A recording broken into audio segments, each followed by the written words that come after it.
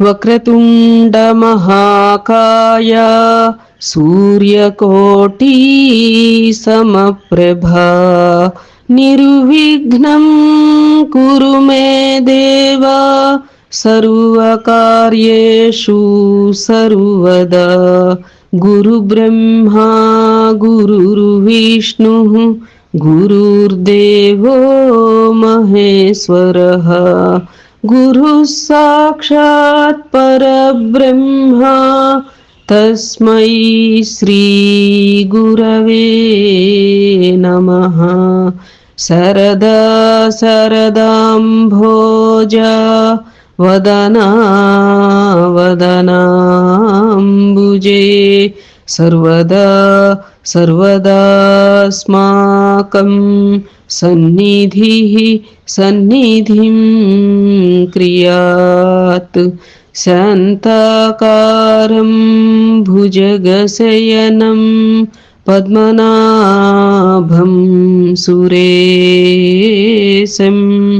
విశ్వాధారం గగనసదృశం మేఘవర్ణం శుభాంగం లక్ష్మీకాంతం కమలనయనం యోగిహృద్యానగమ్యం వందే విష్ణుం భవభయహరం సర్వలోకైకనాథం.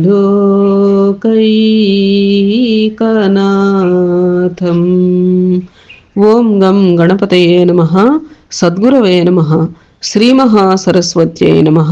శ్రీలక్ష్మీనారాయణాభ్యాం నమః. మనము శ్రీమన్నారాయణీయం 54వ దశకానికి చేరుకున్నామమ్మా. 53వ దశకం పరంగా మనం ధేనుకాసురవధ అనేటువంటి వృత్తాంతం తెలుసుకున్నాము. నేటి దశకం రీత్యా మనం కాళీయోపాఖ్యానం అనేటువంటి అంశం తెలుసుకోవడానికి ప్రయత్నం చేద్దాం. శ్రీలక్ష్మీనారాయణాభ్యాం నమః. త్వత్సేవోత్కః సౌభరిర్నామ పూర్వం కాళింద్యం తర్ద్వాదశాబ్దం తపస్యన్ మీనవ్రాతే స్నేహవాన్ భోగలోలే తార్క్ష్యం సాక్షాదైక్షతాగ్రే కదాచిత్. శ్రీలక్ష్మీనారాయణాభ్యాం నమః. శ్రీకృష్ణ, పూర్వకాలమందు నీకు సౌభరి అను పరమ భక్తుడు ఉండెను. ఆ మహర్షి యమునా నదిలో ఉండి 12 సంవత్సరములు మహా తపస్సు చేసెను. అప్పుడు అతనికి భోగాసక్తి కల చేపలపై స్నేహభావం కలిగినది. ఆ సమయమున ఒకనాడు గరుత్మంతుడు చేపలను తినుటకై ఆ నదికి వచ్చెను. పూర్వకాలంలో సౌభరి అనేటువంటి పరమ కృష్ణ భక్తుడు ఉన్నారుట. ఆ మహర్షి యమునా నదిలో 12 ఏళ్లు మహాతపస్సు చేశారుట. అయితే వారికి ఆ సమయంలో భోగాసక్తి కల చేపలపై స్నేహభావం కలిగింది. ఒకనాడు గరుత్మంతుడు ఏం చేశారు అంటే ఆ యొక్క యమునా నదికి చేపలను తినటానికని వచ్చారుట. శ్రీలక్ష్మీనారాయణాభ్యాం నమః. త్వద్వాహం తు సక్షుధం తృక్షసూనుం మీనం కంచిజ్జక్షతం లక్షయన్ సహ తప్తశ్చిత్తే సప్తవానత్ర చేత్వం జంతూన్ భోక్త జీవితం చాపి మోక్త. ప్రభు, నీ వాహనమైన గరుత్మంతుడు ఆకలితో యమునా నదిలోని ఒక చేపను పట్టుకొని తినుచుండెను. సౌభరి మహర్షి ఆ దృశ్యమును చూచి కోపముతో, ఇచ్చటి జంతువులను చంపినచో నీ ప్రాణములు పోవును అని శపించెను. అయితే ఆ యొక్క సౌభరి మహర్షి యమునా నదిలో 12 ఏళ్లు తపస్సు చేస్తూ చేశారని, ఆ సమయంలో వారికి చేపలతో స్నేహభావం కలిగింది అని చెప్పుకున్నాం. అయితే గరుత్మంతుడేమో మరి ఆ చేపల్ని తినటానికి నదికి వెళ్ళారు కదా. అప్పుడు ఒక చేపను పట్టుకుని ఆ గరుత్మంతుడు తింటూ ఉంటే సౌభరి మహర్షి చూచి, ఇచ్చటి జంతువులను చంపితే కనుక నీ ప్రాణాలు పోతాయని చెప్పి గరుత్మంతుడిని ఆ సందర్భంలో శపించారుట. శ్రీలక్ష్మీ నారాయణాభ్యాం నమః. తస్మిన్ కాలే కాళీయః క్ష్వేలద దర్పాత్ సర్పారాతేః కల్పితం భాగమస్మిన్ తేన క్రోధాత్ త్వత్పదాంభోజభాజా పక్షక్షిప్తస్తద్దురాపం పయోగాత్. శ్రీలక్ష్మీనారాయణాభ్యాం నమః. స్వామి, ఆ సమయమున ఒకనాడు కాళీయుడను సర్పరాజు మిక్కిలి గర్వముచే గరుత్మంతునకు అర్పించిన బలిభాగమును తినేసెను. అందువలన నీ సేవకుడైన గరుత్మంతుడు క్రుద్ధుడై అతనిని తన రెక్కలతో దెబ్బతీసెను. గరుత్మంతుని బలమైన రెక్కల తాకిడికి తట్టుకొనలేక వివసుడై కాళీయుడు యమునా నదీ జలములలో ప్రవేశించెను. ఆ నది గరుత్మంతునకు చొరరానిది. అయితే ఆ సమయంలో కాళీయుడనేటువంటి సర్పరాజు ఎంతో గర్వంతో ఏం చేశారు అంటే, గరుత్మంతునికి అర్పించినటువంటి బలిదానాన్ని వారు తినేశారుట. బలి భాగాన్ని వారు తినేశారు. ఎవరు? కాళీయుడు. అప్పుడు గరుత్మంతుడికెంతో కోపం వచ్చి ఆ కాళీయుడిని తన రెక్కలతో దెబ్బతీశారుట. ఆ బలమైన రెక్కల తాకిడికి తట్టుకొనలేక కాళీయుడు యమునా నదీ జలములలో ప్రవేశించారట. ఎందుకు ప్రవేశించారు యమునా నదీ జలములలో? ఏమ్మా, సౌభరి మహర్షి ఏమని శపించారు గరుత్మంతుడిని? ఈ నదీ జలములో ఇచ్చటి జంతువులను చంపితే కనుక నీకు ప్రాణాలు పోతాయని శపించారు గరుత్మంతుడిని. అందుకని కాళీయుడు ఏం చేశారు? చకచక యమునా నదీ జలముల్లో ప్రవేశించారు. అప్పుడు తన ప్రాణాలకి హాని ఉండదు కదా, ఇంకా గరుత్మంతుడు ఆ వైపుకు రాడు కదా, అందుకని అన్నమాట. ఆ నది గరుత్మంతునకు చొరరానిది అని. శ్రీలక్ష్మీనారాయణాభ్యాం నమః. ఘోరే తస్మిన్ సూరజా నీరవాసే తీరే వృక్షా వీక్షతాః క్ష్వేలవేగాత్ పక్షీవ్రాతాః పేతురభ్రే పతంతః కారుణ్యార్ద్రం త్వన్మనస్తేన జాతం. శ్రీలక్ష్మీనారాయణాభ్యాం నమః. కరుణామయ, ఆ సమయమున సర్పరాజు యొక్క తీవ్రమైన విష ప్రభావము వలన ఆ నదీ తీరమందలి చెట్లన్నీయు ఎండిపోయినవి. ఆ మార్గమున ఆకాశమును తిరుగు పక్షులు కూడా చనిపోయి క్రింద పడుచుండెను. అందువలన నీ మనస్సంతయు ప్రాణులపై కరుణతో నిండిపోయినది తండ్రి అని. అయితే ఈ కాళీయుడు ఎప్పుడైతే యమునా నదిలోనికి ప్రవేశించారో, అసలు అంతులేని విష ప్రభావం కదా వారికి, కాళీయుడికి. ఆ అంతులేని విష ప్రభావం చేత ఆ నదీ తీరంలో ఉన్నటువంటి పెద్ద పెద్ద వృక్షాలు, చెట్లు అన్నీ కూడా ఎండిపోయాయటమ్మా. అంతేకాక ఎంత విచిత్రమో చూడండి. ఆ నది ఉన్నటువంటి పైన ఆకాశ మార్గంలో కనుక పక్షులు తిరుగుతూ ఉంటే, ఈ కిందనున్న నదిలో ఉన్నటువంటి కాళీయుడి విష ప్రభావం వలన ఆ పైన ఎగిరే పక్షులు కూడా నేలపడుతున్నాయట, ప్రాణాలు కోల్పోతున్నాయట. చూడండి, అంటే ఆ విష ప్రభావం ఎంత ఘోరమైందో చూడండి. ఇట్లా జీవరాశులన్నీ కూడా ఇట్లా ప్రాణాలు కోల్పోతున్నాయే అని గమనించి శ్రీకృష్ణుడి యొక్క మనస్సంతా కూడా కరుణతో నిండిపోయిందట ప్రాణుల ఎడల. శ్రీలక్ష్మీ నారాయణాభ్యాం నమః. కాలే తస్మిన్నేకదా శీరపాణిం ముక్త్వా యాతే యామునం కాననాంతం త్వయ్యుద్ధామ గ్రీష్మ భీష్మోష్మతప్తా గోపాల వ్యాపిబన్ క్షేలతోయం. శ్రీలక్ష్మీనారాయణాభ్యాం నమః. ప్రభు, ఆ సమయమున ఒకనాడు నీవు బలరాముడు లేకుండా యమునా నదీ తీరమున గల వనమునందు గోవులను మేపుటకై వెళ్ళితివి.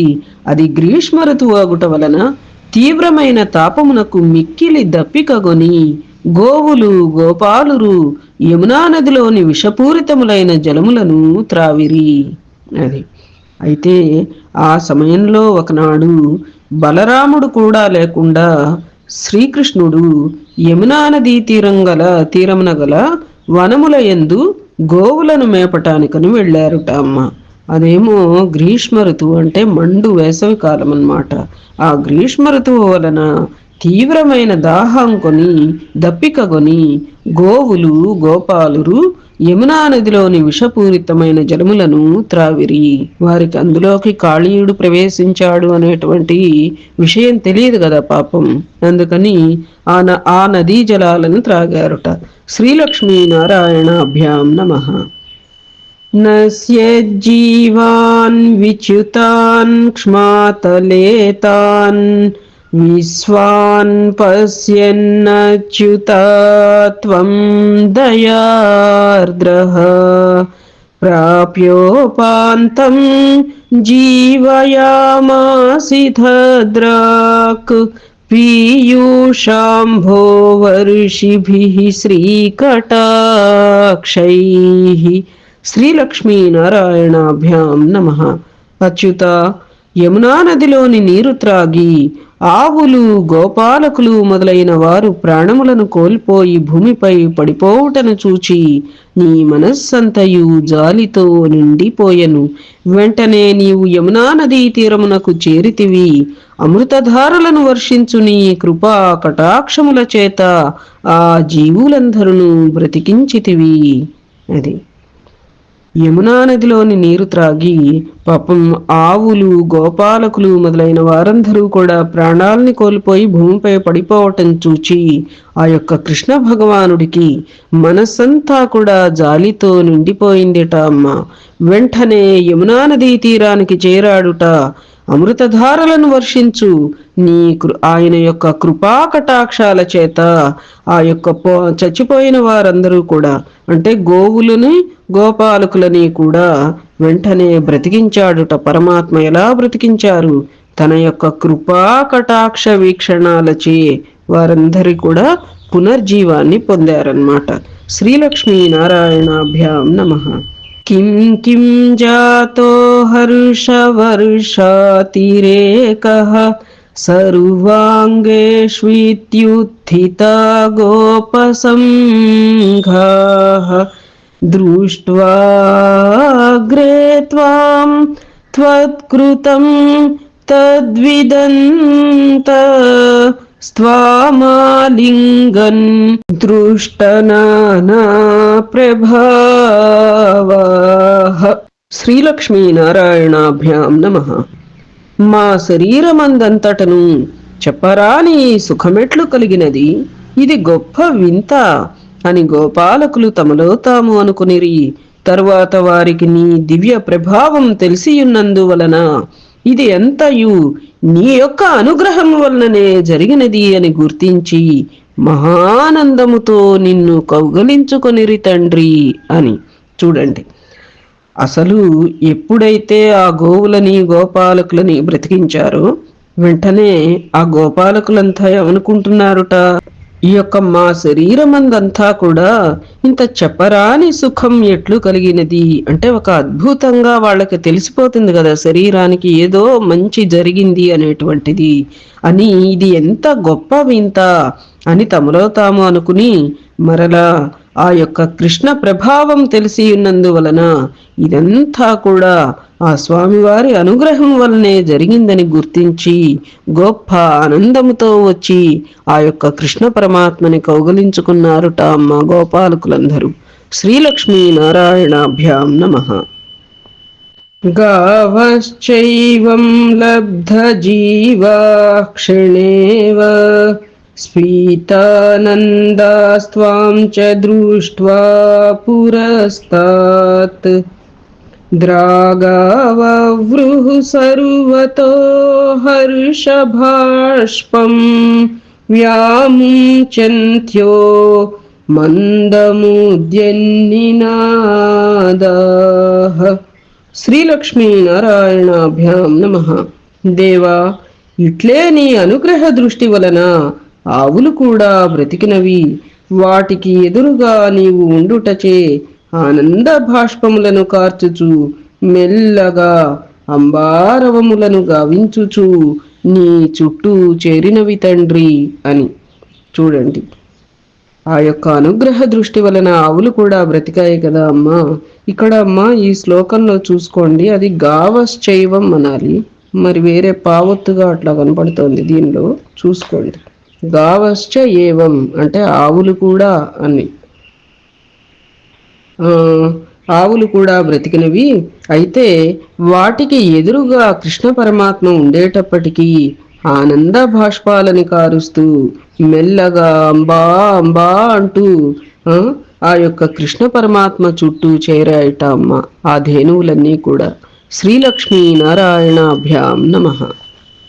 రోమాంచోయం సర్వతో న శరీరే భూయస్యంతః కాచిదానందమూర్ఛా ఆశ్చర్యోయం క్ష్వేలవేగో ముకుందేత్యుక్తో గోపైర్నందితో వందితో భూః. శ్రీలక్ష్మీ నారాయణాభ్యాం నమః. ముకుంద, మా శరీరములన్నీయు పులకించినవి తండ్రి, మనస్సులన్నీయు ఆనందభరితములైనవి. విష ప్రభావము వలన ఇట్లగుట ఎంత ఆశ్చర్యము అని గోపాల బాలకులు అందరూ నిన్ను అభినందించుచు నమస్కరించిరి. చూడండి, అసలు విషానికి గురి అయినటువంటి దేహాలన్నీ కూడా అలా దివ్య నూతనోత్సాహంతో అలా మరి వాళ్ళు వెలసిల్లటం ఎంత ఆశ్చర్యకరమమ్మా.